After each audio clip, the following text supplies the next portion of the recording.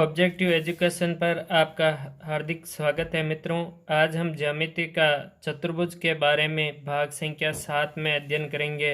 चतुर्भुज के बारे में दोस्तों, चार भुजाओं से घिरी बंद आकृति को चतुर्भुज कहते हैं। ये एक दोस्तों चतुर्भुज है। ये चार भुजाएं हैं। ये ए बी सी डी एक चतुर्भुज है जिसमें चार भुजाएं, चार कोण यानी चार शीर्ष, ये कोण ए बी सी डी, और दो इसमें होते हैं दोस्तों विकर्ण। कुल मिलाकर दोस्तों चतुर्भुज में 10 अवयव होते हैं। ये याद रखना है। एक त्रिभुज में 6 अवयव होते हैं जबकि एक चतुर्भुज में 10 अवयव होते हैं। चार शीर्ष, चार भुजाएं, दो विकर्ण। और किसी भी चतुर्भुज की रचना करने के लिए कम से कम 5 अवयव होना जरूरी है। ये क्वेश्चन पूछते हैं परीक्षा में, कम से कम 5 अवयव होना जरूरी है। चतुर्भुज कई प्रकार के होते हैं। इसमें हम सबसे पहले पढ़ते हैं दोस्तों समलंब चतुर्भुज। समलंब चतुर्भुज ऐसा चतुर्भुज जिसमें सम्मुख भुजाओं का एक जोड़ा समांतर हो समलंब चतुर्भुज कहलाता है। वह चतुर्भुज जिसमें सम्मुख भुजाओं का एक जोड़ा समांतर हो समलंब चतुर्भुज कहलाता है। यह एक प्रकार से दोस्तों समलंब चतुर्भुज है।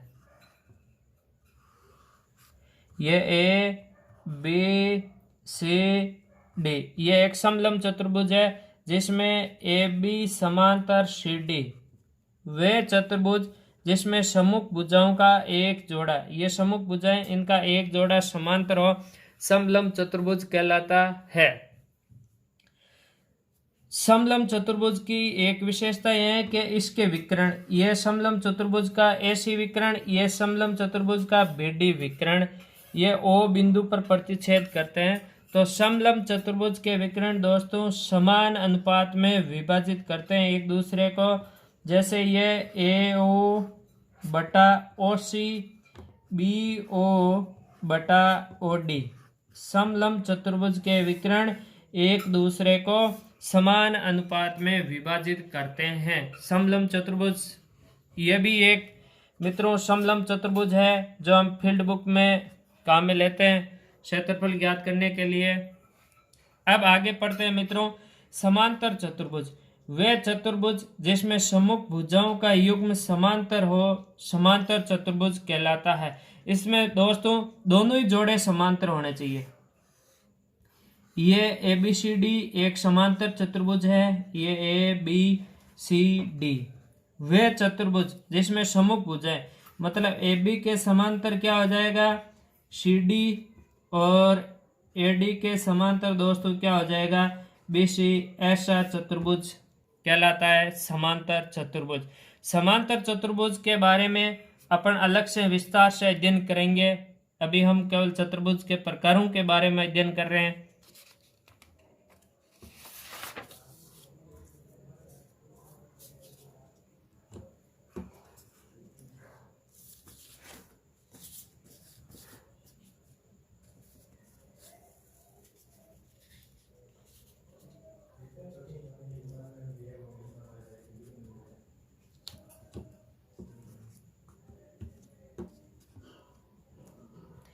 अगला है दोस्तों सम चतुर्भुज।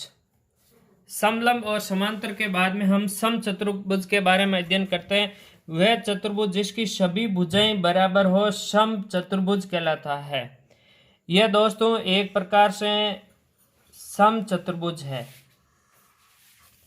यह ए बी सी डी ये एक सम चतुर्भुज है जिसकी सभी भुजाएं क्या है बराबर है। ऐसा चतुर्भुज सम चतुर्भुज कहलाता है। अब आप कहोगे कि वर्ग में सम चतुर्भुज में क्या अंतर होता है। वर्ग का प्रत्येक कोण दोस्तों 90 डिग्री का होता है जबकि सम चतुर्भुज का प्रत्येक कोण 90 डिग्री होना आवश्यक नहीं होता है, तो उसे हम सम चतुर्भुज कहते हैं। आगे हम पढ़ रहे हैं दोस्तों सम चतुर्भुज के गुण। पहला गुण है सम चतुर्भुज के सम्मुख कोण बराबर होते हैं। इसका मतलब क्या हो गया, ये कोण ए बराबर क्या हो जाएगा दोस्तों कोण ए बराबर कोण क्या हो जाएगा, कोण बी। समचतुर्भुज के समूह कोण बराबर होते हैं, कोण सी बराबर दोस्तों क्या हो जाएगा, कोण डी। कोण सी बराबर कोण क्या हो जाएगा, डी। समचतुर्भुज के समूह कोण बराबर होते हैं। दूसरा नियम है समचतुर्भुज के विकर्ण एक दूसरे को समकोण पर समद्विभाजित करते हैं। ये मान लो समचतुर्भुज के विकर्ण है, ये एक विकर्ण हो गया ए बी और दूसरा विकर्ण हो गया सी डी। समचतुर्भुज के विकर्ण दोस्तों ये चारों तरफ कोण समकोण प्राप्त होता है, यानी 90 डिग्री का कोण हमें प्राप्त होता है। कहने का मतलब हो गया समचतुर्भुज के विकर्ण एक दूसरे को समकोण पर समद्विभाजित करते हैं। ये मान लो बीच में बिंदु ओ ले लिया, तो कहने का मतलब कि कोण ए ओ डी का मान क्या हो जाएगा, 90 डिग्री। इसी प्रकार कोण बी ओ डी का भी मान क्या हो जाएगा, 90 डिग्री। तो समचतुर्भुज के विकर्ण समकोण पर समद्विभाजित करते हैं। समद्विभाजित का मतलब दो बराबर भागों में बांटते। इसका मतलब ओ ए बराबर क्या हो जाएगा, ओ बी, और ओ सी बराबर क्या हो जाएगा, ओ डी। यानी समचतुर्भुज के विकर्ण समकोण पर समद्विभाजित करते हैं।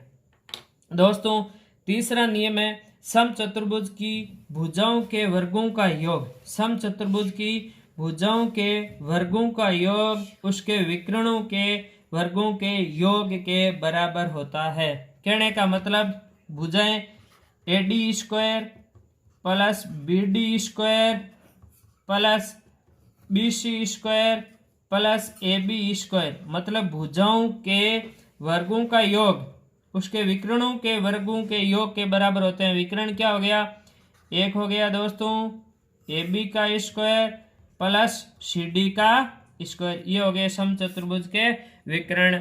समचतुर्भुज के भुजाओं के वर्गों का योग उसके विकर्णों के वर्गों के योग के बराबर होता है।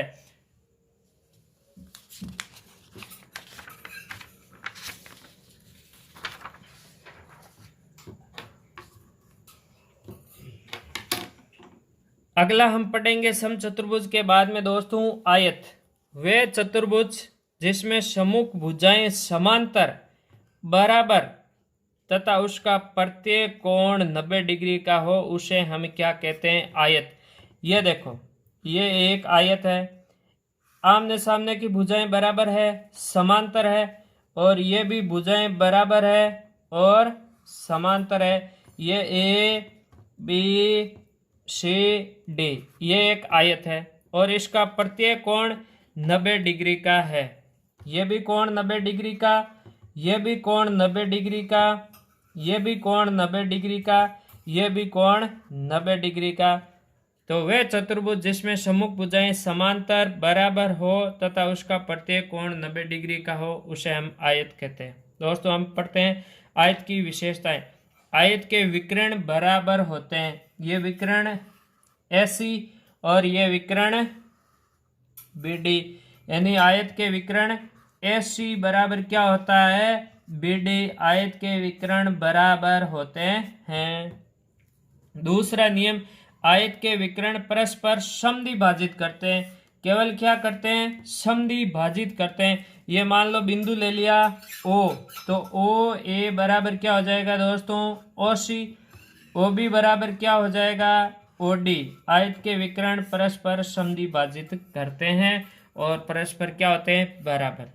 अगला नियम है आयत की भुजाओं के मध्य बिंदुओं को मिलाने से समचतुर्भुज बनता है। ऐसे देखो ये नियम है, ये देखो अपन ने एक आयत बनाया, ये ए बी सी डी। अब कह रहा है आयत की भुजाओं के मध्य बिंदु, ये मान लो मध्य बिंदु पी क्यू आर एस, इन भुजाओं के मध्य बिंदु को मिला दिया।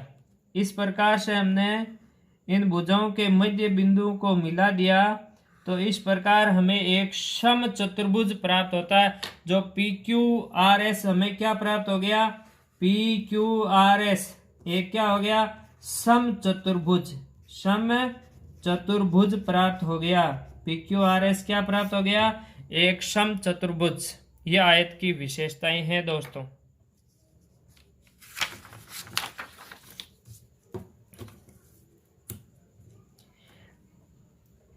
आयत के बाद में दोस्तों हम पढ़ रहे हैं वर्ग। वह चतुर्भुज जिसमें सभी भुजाएं बराबर वह प्रत्येक कोण 90 डिग्री का हो वर्ग कहलाता है। वर्ग का मतलब चारों भुजाएं उसकी बराबर होनी चाहिए। ये ABCD एक वर्ग है। ABCD एक वर्ग है, इसमें चारों भुजा बराबर है। AB बराबर, BC बराबर, CD बराबर, AD, चारों भुजाएं बराबर है। प्रत्येक कोण 90 डिग्री का है, उसे हम क्या कहते हैं? वर्ग कहते हैं। अब हम दोस्तों वर्ग की विशेषताओं के बारे में अध्ययन करते हैं। वर्ग के विकर्ण बराबर होते हैं। ये विकर्ण है, एक विकर्ण ये हो गया AC, दूसरा विकर्ण ये हो गया BD। वर्ग के विकर्ण क्या होते हैं? बराबर, मतलब कहने का मतलब AC बराबर BD। वर्ग के विकर्ण बराबर होते हैं। दूसरा नियम है वर्ग के विकर्ण परस्पर समकोण पर समद्विभाजित करते हैं, मतलब समद्विभाजित भी करते हैं और 90 डिग्री का कोण भी बनता है। यहाँ चारों तरफ 90 डिग्री का कोण बनता है, यहाँ भी 90 और यहाँ भी 90 डिग्री का। तो वर्ग के विकर्ण क्या करते हैं? समकोण पर समद्विभाजित करते हैं, यानी समान होते हैं समद्विभाजन में। OA बराबर क्या हो जाएगा? OC। OB बराबर क्या हो जाएगा? OD। वर्ग के विकर्ण बराबर भी होते हैं, समकोण पर समद्विभाजित करते हैं। तीसरा नियम है वर्ग की भुजाओं को मध्य बिंदु। दोस्तों ये देखो, एक अपन ने वर्ग बनाया, ये ABCD एक वर्ग है, ये ABCD एक वर्ग है। वर्ग की भुजाओं के मध्य बिंदु, इस बार ये मध्य बिंदु ले लिया अपन ने PQRS, ये PQRS। अगर इन भुजाओं के मध्य बिंदु को हम मिलाएंगे तो हमें कौन सी आकृति प्राप्त होती है? तो हमें एक वर्ग प्राप्त होता है। वर्ग की भुजाओं के मध्य बिंदुओं को मिलाने पर एक वर्ग प्राप्त होता है, अर्थात PQRS एक क्या है? वर्ग है।